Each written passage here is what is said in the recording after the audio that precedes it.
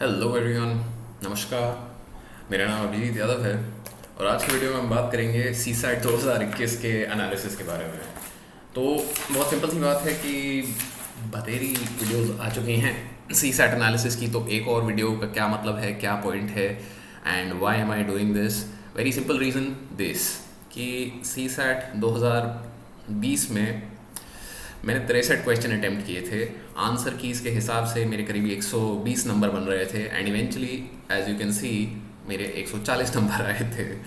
तो there can be a wide variation and काफ़ी लोग ऐसा, जिन लोगों से मैंने बात करी है वो ये बोल रहे हैं कि भाई सी सैट में अटक रहे हैं, कोने पे हैं जैसे है। सो उन लोगों के लिए specially I would say that this video can be useful, but the idea is कि मैथ्स के जो क्वेश्चंस हैं यहाँ पे, तो those are questions that most answer keys will have gotten right. Why? क्योंकि मैथ्स थोड़ा मतलब रिलेटिवली सिंपल होता है, but the English comprehension questions जो कि मैं वीडियो में नीचे हाइपरलिंक भी कर दूंगा, उन क्वेश्चंस को ज़रूर आप ध्यान दें एंड थोड़ा अच्छे से देखें। क्यों? क्योंकि इंग्लिश कॉम्प्रिहेंशन क्वेश्चंस में थोड़ी एम्बिग्यूटी रहती है एंड वहाँ पे ये प्रॉब्लम्स काफ़ी ज़्यादा उभर के आई हैं पिछली बार, जैसे कि ये और ये चीज़ बता रही है। Right, so before we begin, ये मेरे बारे में कुछ बेसिक जानकारी है। जो लोग मुझसे पहली बार मिल रहे हैं यहाँ इसे देख सकते हैं and I am also starting a mains focus group. Video के नीचे फॉर्म है जिसको आप भर सकते हैं if you are interested in joining. This will be very small group. क्यों? क्योंकि I am focusing on quality feedback, क्योंकि क्वालिटी फीडबैक हमेशा मेंस आंसर राइटिंग में थोड़ा मिसिंग रहता था। ये चीज़ मैंने फील करी थी जब मैं मेंस दे रहा था। And evaluation and feedback will be done by past rankers and rankers only, जो कि सर्विस में नहीं है मेरी तरह। So let's begin. तो फर्स्ट क्वेश्चन देखते हैं।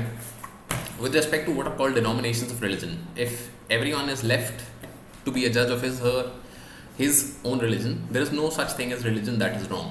But if they are to be a judge of each other's religion, there is no such thing as a religion that is right, and therefore all the world is right or all the world is wrong in the matters of religion.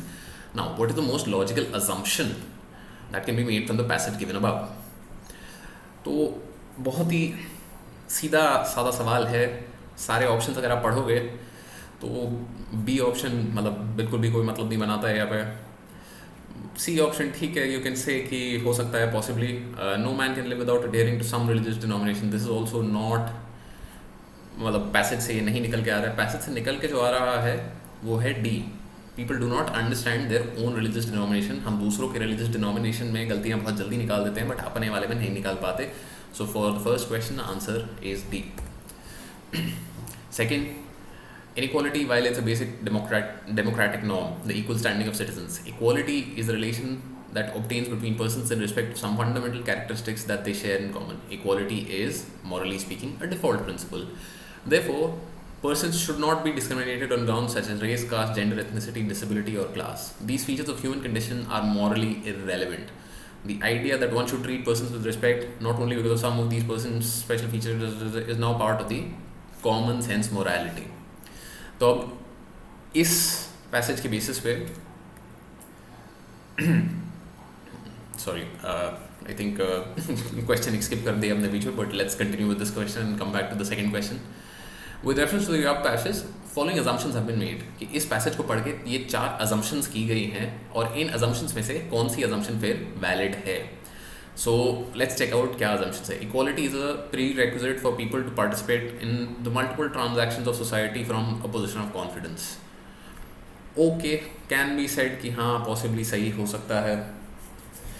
Then next देखते हैं, occurrence of inequality is detrimental to the survival of democracy. Okay, this is also fair enough.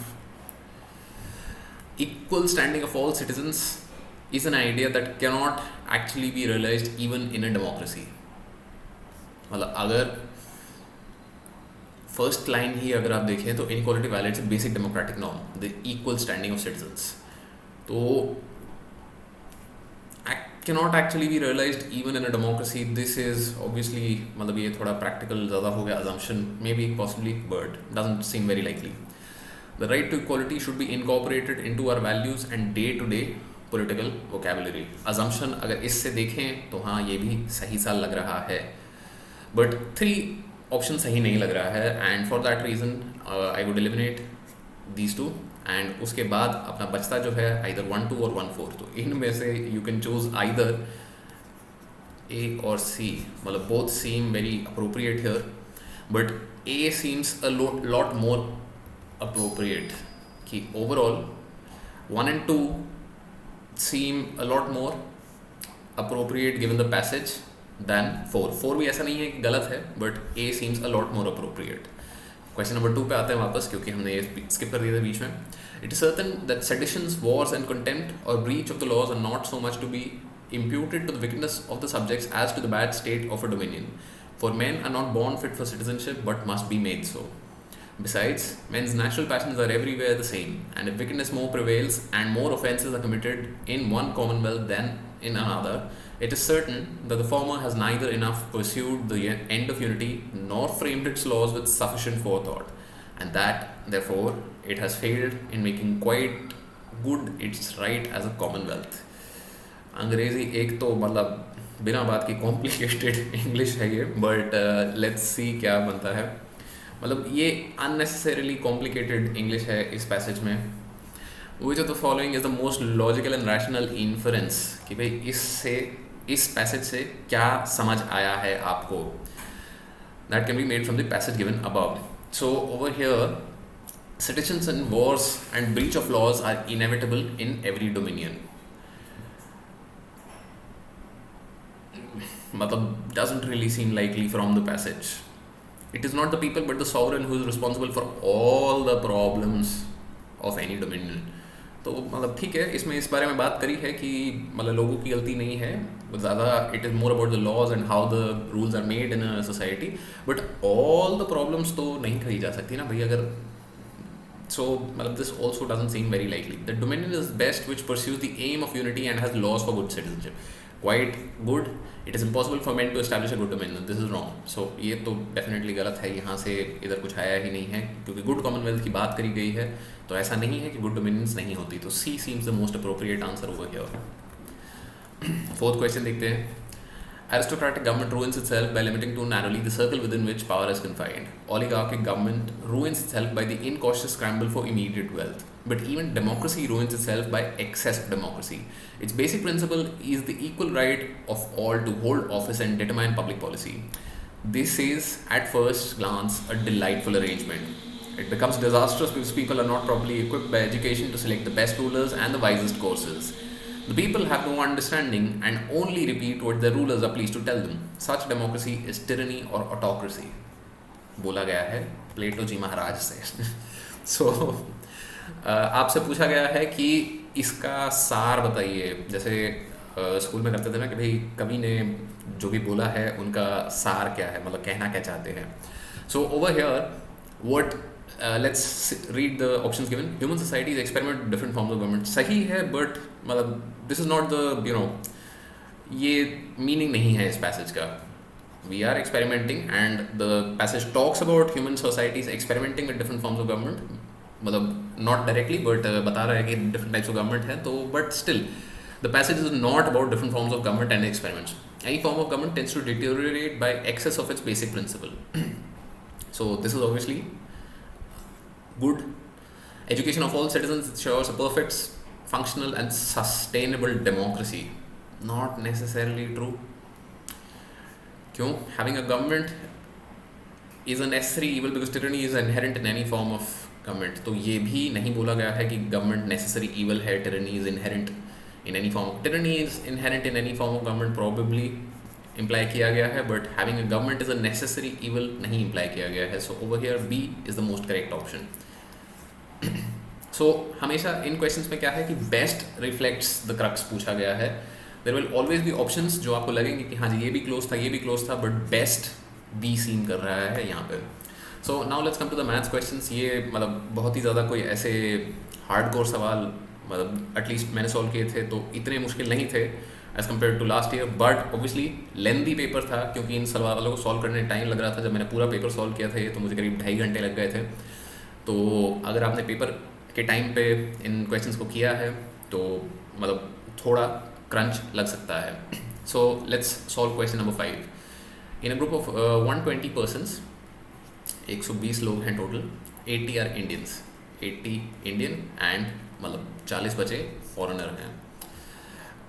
Further 70% the group can speak English, ठीक है, 70 can speak English.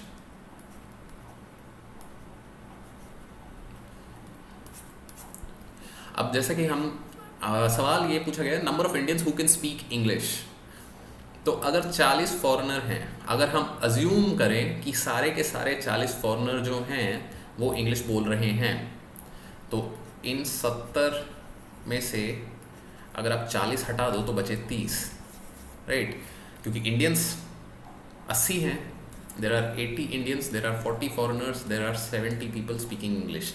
तो let's say हम 70 में से 40 minus करते हैं तो हमारे पास बचते हैं 30। तो एट लीस्ट 30 लोग जो हैं Indians will be speaking English. But ये जो 40 फॉरेनर्स हमने अज्यूम किए हैं कि सारे इंग्लिश बोल रहे हैं, there could obviously be cases जहाँ पे ये भी इंग्लिश नहीं बोल रहे हैं। सो ये बहुत ही एक मतलब सिंपल सवाल है, इसमें बस आपको ये देखना है कि देयर विल ऑलवेज बी 30 और मोर, कि अगर सारे फॉरेनर्स इंग्लिश बोलते हैं तो there will be 30 Indians who speak English. But ये कहीं नहीं दिया है सवाल में कि सारे फॉरेनर्स इंग्लिश बोलते हैं, so there will always be more than there will be 30 और more than 30 people who can speak English. 20, 30 और लेस क्यों नहीं है यहाँ पे, क्यों? क्योंकि इंडियंस की बात की गई है कि भाई आपको बताना है 80 इंडियंस में से कितने इंग्लिश बोलते हैं, और आपको जो इन्फॉर्मेशन दी गई है उसमें से बस आपको ये पता चल रहा है कि भाई 70 लोग इंग्लिश बोलते हैं, 40 फॉरेनर्स हैं। तो you can only have a greater than और less than relationship in such cases. क्यों? क्योंकि वेरिएबल्स हैं 3 कि कितने इंडियंस इंग्लिश बोल रहे हैं, लेट्स से इसको x है, कितने फॉरेनर्स इंग्लिश बोल रहे हैं, let's say y, sorry 2 variables हैं एंड एक ही इक्वेशन है हमारे पास विच इज कि भाई x plus Y is equal to 70। तो y this is foreigner speaking English, x is Indian speaking English, y की मैक्सिमम वैल्यू क्या हो सकती है 40, तो x की मिनिमम वैल्यू क्या हो सकती है 30। सो क्वेश्चन 5 का आंसर हो गया आपका D। अगला क्वेश्चन देखते हैं। Consider all 3 digit numbers without repetition of digit obtained using 3 non zero digits with sum multiples of 3। तो क्या 3 non zero digits which are multiples of 3 हो गई 3, 6, 9।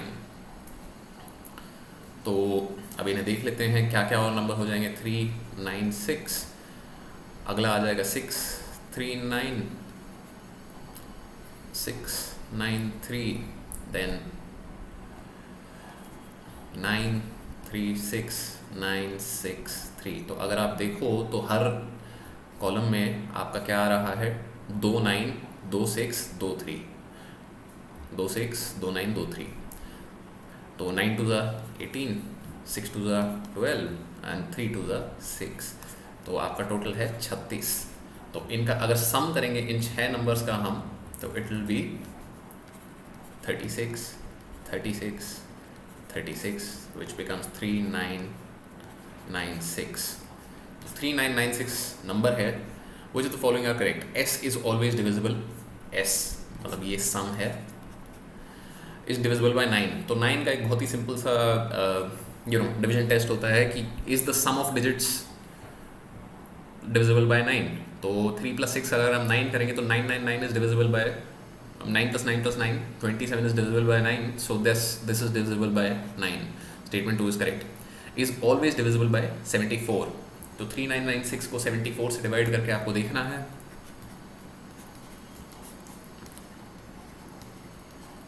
एंड ये आप जब इसको डिवाइड करके देखोगे तो आपको पता चलेगा कि yes it is also divisible by 74। so correct answer over here is C, both। next question देखते हैं। 2 classes A and B have 25 and 30 students respectively in class A and class B। high low ऐसे लिख लेते हैं। Class A highest score is 21 and lowest score is 17, and Class B highest score is 30 and lowest score is 22. Okay तो एक बहुत ही simple सी चीज़ आपको यहाँ पे नोटिस करनी है कि क्लास ए का जो हाईएस्ट स्कोर है that is lower than class B का लोएस्ट स्कोर, ठीक है। अब देखा क्या देखें, in class 4 students are shifted from class A to class B, मतलब क्लास ए से यहाँ पे 25 लोग हैं, यहाँ पे 30 लोग हैं, यहाँ से 4 लोग निकाल के हमने इधर भेज दिए हैं।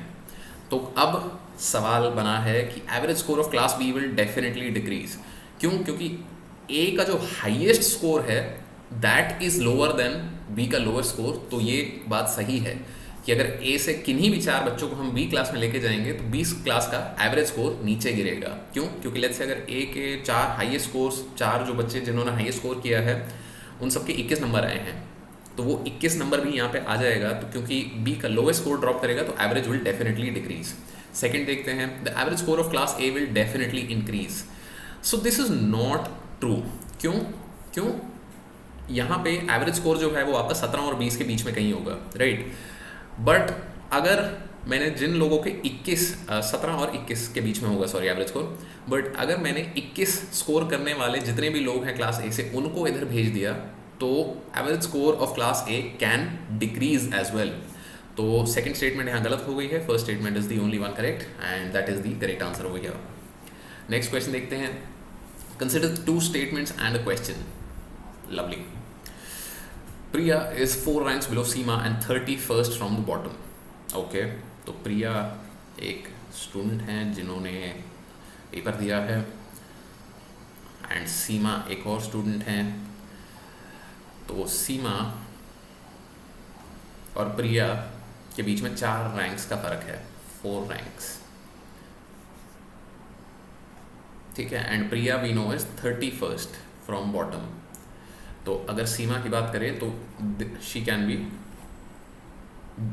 क्योंकि प्रिया इज बिलो सीमा, तो Seema will be 35th from bottom क्योंकि 4 रैंक का फर्क है। Second, Ina is 2 ranks above Seema and is 37th from bottom. तो एक और स्टूडेंट यहाँ आ गई Ina and she is 2 ranks above Seema. तो सीमा मतलब ईना 37th पे है एंड 2 रैंक अबव है सीमा से, तो ये भी बता रही हैं कि सीमा की रैंक 35th है। What is Seema's rank from the top in a class of 40 students. तो अगर 40 स्टूडेंट्स हमें पता है तो ऊपर से अगर हम देखें तो बॉटम से जो 35th है ऊपर से वो क्या होगा, क्योंकि 35 के बाद 36, 37, 38, 39, 40 5 रैंक आई हैं, तो 35th जो रैंक है that is 6th from top. ये हमें पता चल रहा है इस स्टेटमेंट से भी और ये हमें पता चल रहा है इस स्टेटमेंट से भी। तो both statements individually can tell you कि भाई सीमा की रैंक क्या है। आपको दोनों स्टेटमेंट्स का अलग अलग इस्तेमाल करने की कोई ज़रूरत नहीं है। You can use either statement to find out कि सीमा की रैंक क्या है and that is the solution to this question. Next देखते हैं, each A and D is heavier than each of B, E, F but none of them is the heaviest. तो क्या बोला गया है, A, B are heavier than, greater than को हम heavy मान के चलते हैं इधर, B, E, F, ठीक है। एंड स्टेटमेंट 1 ये है, स्टेटमेंट 2 हमें जो दी गई है that is A is heavier than D. Sorry. तो यहाँ पे स्टेटमेंट 2 जो दी गई है वो है A is heavier than D but is lighter than C. Right. So question आपसे पूछा गया है who is the heaviest among A, B, C, D, E. तो अगर फर्स्ट स्टेटमेंट हम देखें तो A और D को B, E, F से अलग बोला गया है, बट इन दोनों में कौन ज़्यादा भारी है ये नहीं बताया गया है। On the other hand A B C D E में सेकेंड स्टेटमेंट अगर आप देखो तो C is heavier than A is heavier than D, but यहाँ पे B, E और F के बारे में कुछ नहीं बताया गया है सेकेंड स्टेटमेंट में। तो अगर A, B, C, D, E, F को हटा भी दो तो A, B, C, D, E, B और E अगर स्टेटमेंट 2 में होते तो statement 2 might have been alone sufficient, but since B and E नहीं है सेकेंड स्टेटमेंट में, both statements are required to solve this question, hence answer over here becomes C. Next question देखते हैं। In English alphabet the first 4 letters are written in the opposite order. ठीक है, तो मतलब 1 ABCDE, A to D जो हैं वो मतलब आपका स्टार्ट हो गया DCBA are written the opposite order, and the next 4 letters are written the opposite order, तो EFGH, E to H ये सेकेंड वो हो गया जो ऑपोजिट में है, IJKL, I to L the opposite order, and so on. At the end Y and Z are interchanged. Which will be the 4th letter to the right of the 13th letter? Okay, तो देखा जाए क्या बनता है। Now 4th letter to the right of the 13th letter, तो मतलब essentially हमें क्या चाहिए, 13 के बाद 1 2 3 4 14 15 16 17th लेटर हमें चाहिए इन दिस रैंडमाइज्ड ऑर्डर। ठीक है, तो 4 यहाँ हो गए, 4 यहाँ हो गए, 4 यहाँ हो गए। Okay, ABCD EFGH IJKL MNOP MP, तो यहाँ 14 और हो गए। QRST, तो 14 यहाँ हो गए। तो इस वाले सबसेट का जो पहला लेटर होगा first, that will be the correct answer, right. And क्योंकि ऑपोजिट में लिखना है इनको, तो T से स्टार्ट होगा, सो T is the correct answer over here. तो सिंपल है, मतलब आपको सारा उल्टा सीधा लिखने की कोई ज़रूरत नहीं है, आपको बस ये देखना है कि 17th लेटर की बात करी गई है और 4 लेटर के ब्लॉक्स में इन्हें डिवाइड किया गया है। तो पहले 16 जो लेटर्स हैं उनका कोई मतलब नहीं है, जो 17th लेटर है उसको आपको देखना है, और वो सीधा सीधा हमने देखा कि that is T, right. Next question देखते हैं, passage. India faces a challenging immediate future in the energy and climate policy making. The problems are multiple: sputtering fossil fuel production capabilities, limited access to electricity in modern cooking, fuel for the limited access to electricity in modern cooking fuel for the poorest, rising fuel imports in an unstable global energy context, continued electricity pricing and governance challenges leading to its costly deficits or surplus supply, and not least growing environmental contestation around land, water and air. But all is not bleak. Growing energy efficiency programs, integrated urbanization and transport policy discussions, inroads into enhancing energy access and security, and bold renewable energy initiatives, even if not fully conceptualized, suggest the promise of transformation. तो सवाल पूछा गया है। Okay, सो सबसे पहली चीज़ कि ये question number को देख के आप कंफ्यूज मत होइएगा। This is question number 11 from set B. तो ये इसीलिए थोड़ा ऊपर नीचे हो गया क्योंकि मेरे पास जो पेपर आया था सेट बी का मैंने सॉल्व किया था, बट फिर सेट बी का जो पेपर था उसकी इमेजेस बहुत ही ज़्यादा अच्छी क्वालिटी की नहीं थी, hence I use this sample paper from UPSC की वेबसाइट। सो ये सेट ए था, तो सेट ए और बी में ऑब्वियसली क्वेश्चंस का ऑर्डर थोड़ा डिफरेंट है, so this is take that in consideration, don't get confuse by question numbers जो आगे भी थोड़े जम्बल रहेंगे। So which of the following statements best reflects the critical message conveyed by the passage given above? So critical message क्या है कि भाई सार क्या है जो भी ये बताना चाह रहे थे उनका। तो पहला स्टेटमेंट देखते हैं, India's energy decision making process ever more complex and interconnected. So seems correct.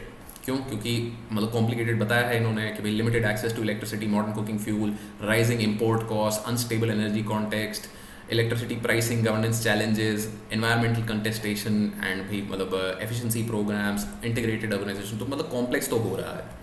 Second देखते हैं, India's energy and climate policy is heavily tuned to sustainable development goals. तो सस्टेनेबल डेवलपमेंट गोल्स यहाँ पे कहीं बहुत ज़्यादा मेंशन नहीं किए गए हैं, बस एक जगह यहाँ पे बोला गया है, growing energy efficiency programmes and bold renewable energy initiatives, but sustainable development is not the core focus of this passage.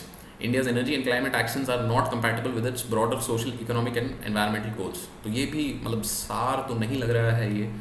क्यों? क्योंकि इंडिया के broader social, economic and environmental goals की यहाँ कहीं पे बात नहीं करी गई है। India's energy decision making process is straight forward and supply oriented and ignores the demand side. तो ये बिल्कुल ही गलत है, तो correct answer becomes a over here, right, ये तो बिल्कुल ही गलत है। क्यों? क्योंकि ये बोल ही रहे हैं कि भाई कॉम्प्लिकेटेड होता जा रहा है, सप्लाई साइड नहीं है, बहुत सारी चीज़ें हो रही हैं। और ये statement doesn't make sense at all. Next question देखते हैं। There are reports that some of the antibiotics sold in the market are fed to poultry and other livestock as growth promoters. Overusing these substances can create superbugs, pathogens that are resistant to multiple drugs and could be passed along humans. Mindful of that, some farming companies have stopped using the drugs to make chickens gain weight faster. ठीक है, तो core idea ये है कि भाई over using can create super bugs which are resistance to multiple drugs, मतलब MDR, XDR जिसको बोलते हैं, extremely drug resistant, and can be pass along to humans. Mindful of that, farming companies have stopped using drugs to make chickens gain weight faster. Since Denmark banned antibiotic growth promoters in the 1990s, the major pork exporter says it is producing more pigs and the animals get fewer diseases. तो अब again इस passage का सार क्या है? सार अगर हम देखें, people should avoid consuming the products of animal farming. तो like doesn't seem to be the case. क्यों? क्योंकि यहाँ पे बात की जा रही है ड्रग रेजिस्टेंस की, एंड कि भाई antibiotics are being used in the animal farming industry. So ये रिलेटेड नहीं लग रहा है. Food of animal origin should be replaced with food of plant origin. Again doesn't seem likely. क्यों? क्योंकि प्लांट ओरिजिन की कहीं यहाँ पे कोई बात नहीं करी गई है. यहाँ पे बात करी गई है कि भाई क्या एंटीबायोटिक्स के हार्म्स होते हैं एंड क्या उनको ना यूज़ करने से फ़ायदे हो रहे हैं. Using antibiotics in animals should be banned. Okay, seems possible. Antibiotics should only be used to treat diseases. तो this seems a lot more appropriate than all the rest. ऐसा नहीं है कि C गलत है, C भी सही है यहाँ पे कि using antibiotics on animals should be banned. But क्यों? कारण मेजर यही है आपका कि overusing these substances can create superbugs which could be passed along to humans. Mindful of that. तो कोर आइडिया क्या है कि भाई ताकि इंसानों को दिक्कत ना हो, इसीलिए एंटीबायोटिक्स का यूज़ बैन करना चाहिए. तो आप सेकेंड स्टेटमेंट, ये सी स्टेटमेंट को नहीं बोलोगे बेस्ट, क्योंकि बेस्ट आइडिया इज कि antibiotics should be used to treat diseases and diseases only, not for promoting life stock growth. Right, so this is the idea over here. D. Next, policymakers and media have placed the blame of skyrocketing food prices on a variety of factors, including high fuel prices, bad weather in key food producing countries, and the diversion of land to non-food production. Increased emphasis, however, has been placed on a surge in demand for food from the most populous emerging economies. It seems highly probable that mass consumption in these countries could be well poised to create a food crisis.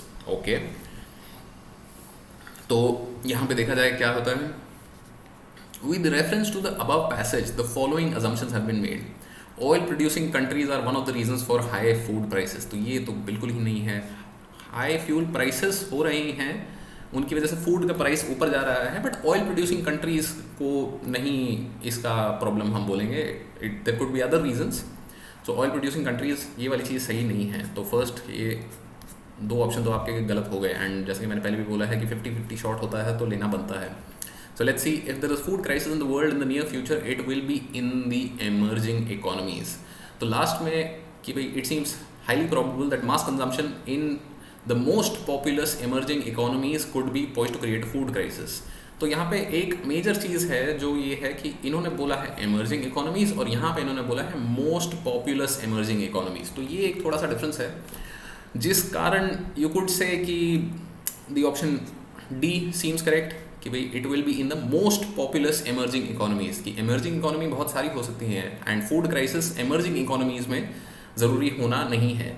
It could happen कि भाई most populous is the key word missing hair, but slightly weaker side पे अगर देखो तो B भी possible एक option लगता है, but D seems the most appropriate answer over here. क्यों? क्योंकि यहाँ पे एमर्जिंग इकोनॉमीज़ दिया है एंड यहाँ पे मोस्ट पॉपुलस एमर्जिंग इकोनॉमीज़ दिया है.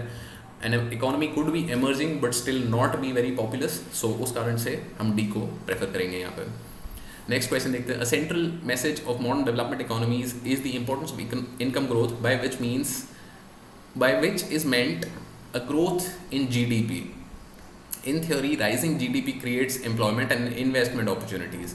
As income grows in a country where the level of GDP was once low, households, communities, and governments are increasingly able to set aside some funds for the production of things that make for a good life. Today, GDP has assumed such a significant place in the development lexicon that if someone mentions economic growth, we know they mean growth in GDP. Right? So, इसका देखा जाए तो क्या बनता है? With reference to the above passage, the following assumptions have been made. Assumptions कुछ बनाई गई हैं पैसेज को पढ़ के. Rising GDP is essential for a country to be a developed country. Doesn't seem likely. देखा जाए तो क्या बोला है? Rising GDP creates employment and investment opportunities. But सिर्फ और सिर्फ एम्प्लॉयमेंट एंड इन्वेस्टमेंट अपॉर्चुनिटीज से आपका देश डेवलप्ड नहीं होता है. आपको और भी चीज़ें करनी होती हैं. आपको इंफ्रास्ट्रक्चर पे मतलब खर्चा वर्चा करना पड़ता है. As income grows in a country where the level of GDP was once low, household, communities and governments are increasingly able to set aside some fund for the production of things that make for a good life. So this seems possible कि हाँ मतलब बोला जा सकता है कि ये possible. But let's check the next. Rising GDP guarantees a reasonable distribution of income to all households. तो ये तो बिल्कुल ही गलत है. तो 2 गलत है. सॉरी तो 2 गलत है. तो ऑप्शन ए या डी में से होगा. 50% चांस है, लेना बनता है. एंड अजम्पशन की बात कर रहे हैं क्योंकि यहाँ पे तो I would prefer going with A कि rising GDP is essential for a country to become a developed country. क्यों?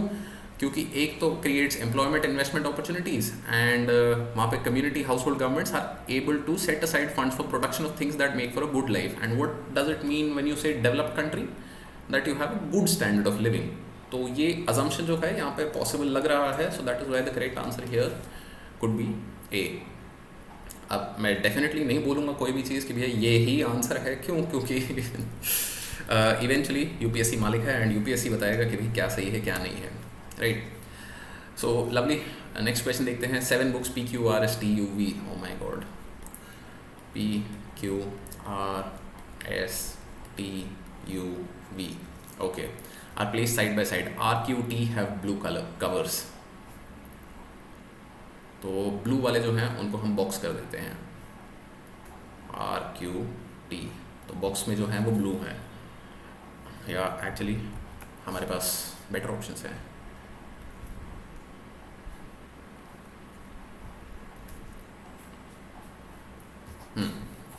And the other books have read covers. तो जिन पे नहीं है वो उन पे रेड है. But S and U are new books and the rest are old books.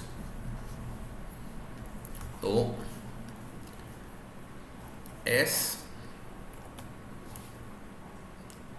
S and U are new books. ये हो गई न्यू बुक्स. अरे ये क्या हुआ? ये काला क्यों हो गया? Sorry about that. यस. तो S and U are new books and the rest are old. ठीक है. PRS are law reports. PRS क्योंकि हमें पता है तो PRS law reports and the rest are gazetteers. तो हमें क्या बताना है? Books of old gazetteers with blue covers.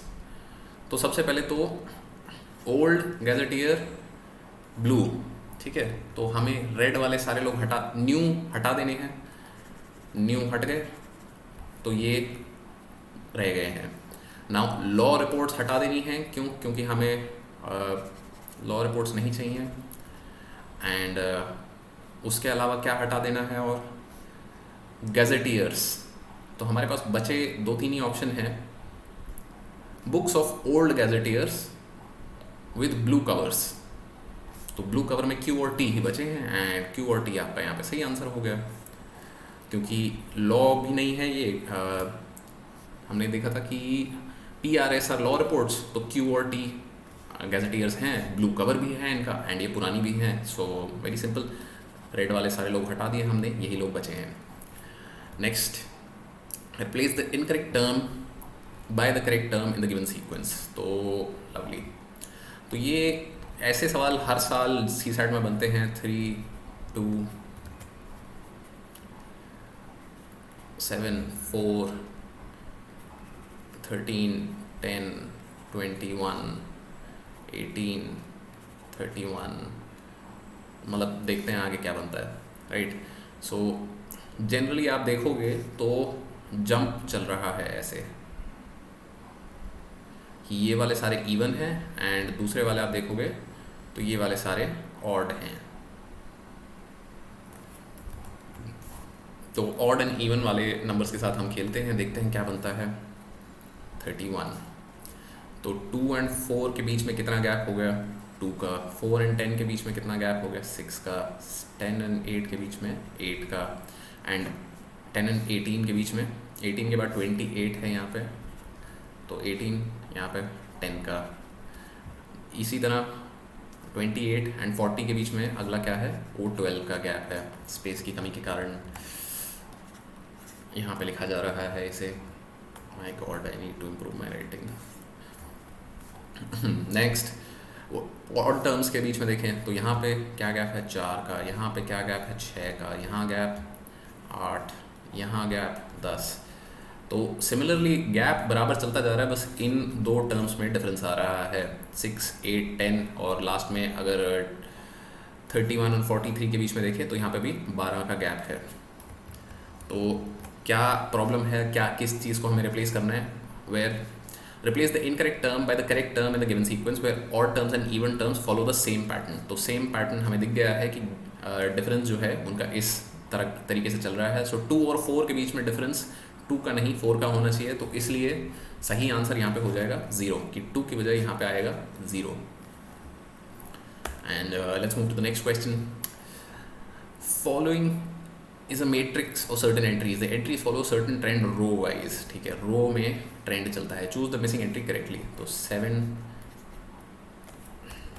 B 10 A 3 C 3 C 9 B 6 A 10 A 13 C dash.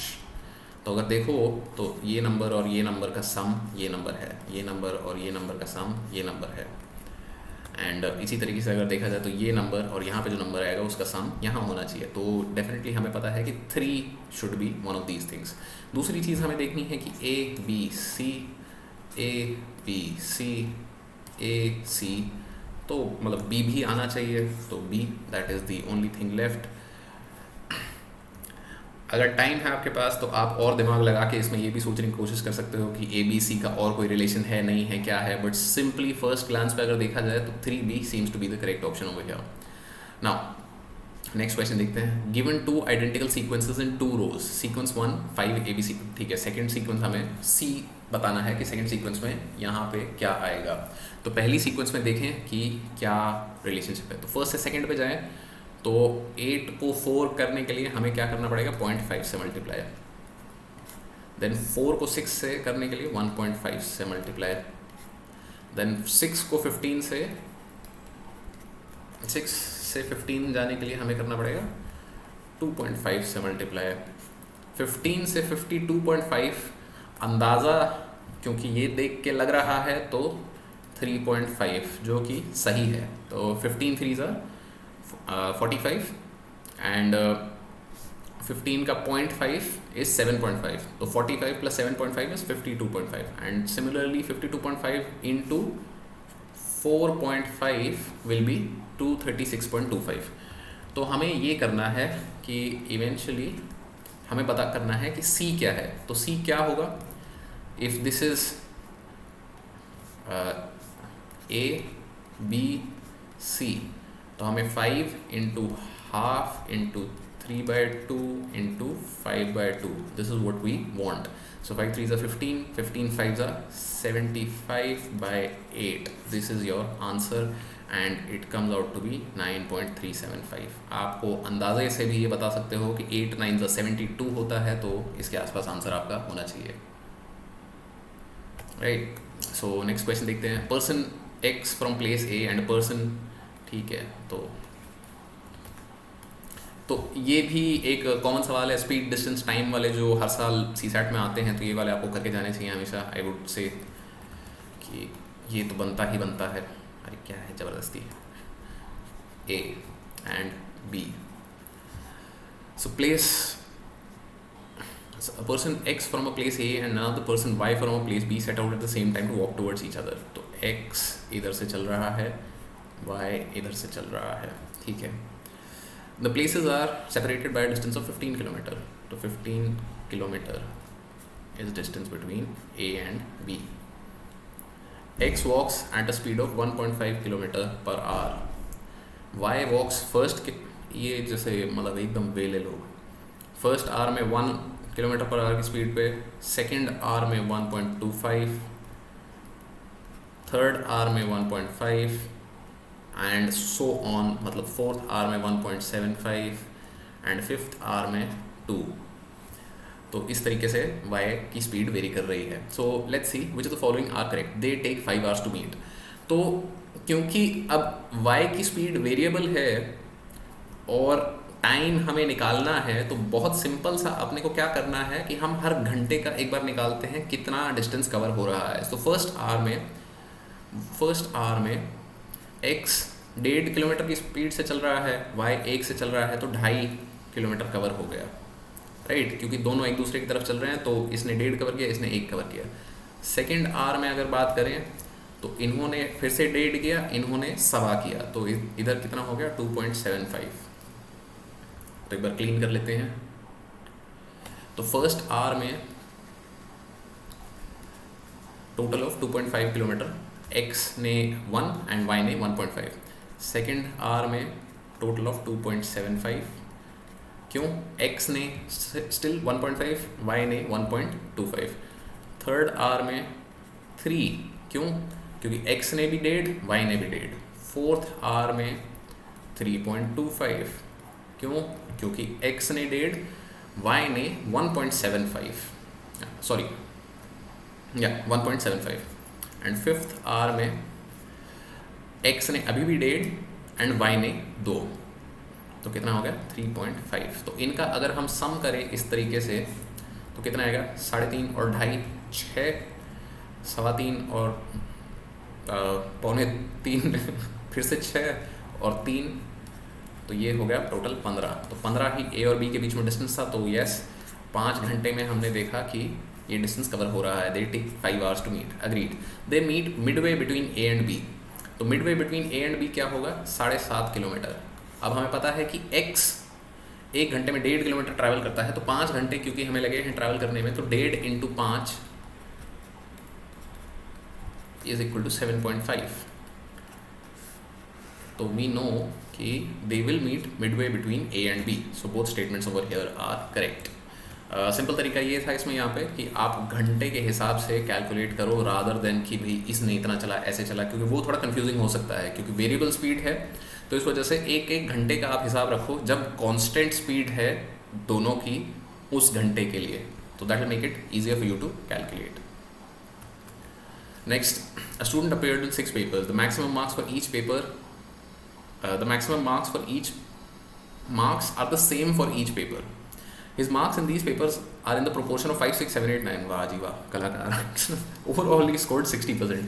So let us assume कि his marks in each papers are 5x, ratio नहीं, marks हैं actual 5x, 6x, 7x, 8x, 9x and 10x. Overall he scored 60%. In how many papers did he score less than 60% of the maximum marks? तो overall अगर 60% इन्होंने score किया है तो क्या पता चला है हमें कि 5x plus 6x plus 7x plus 8x plus 9x plus 10x divided by 6, यही होता है ना। मतलब परसेंटेज कैसे निकालते हैं कि भाई total marks divided by number of subjects is equal to 60 by 100,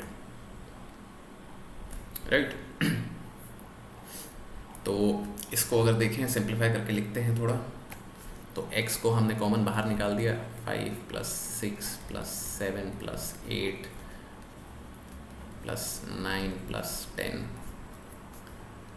is equal to 6/10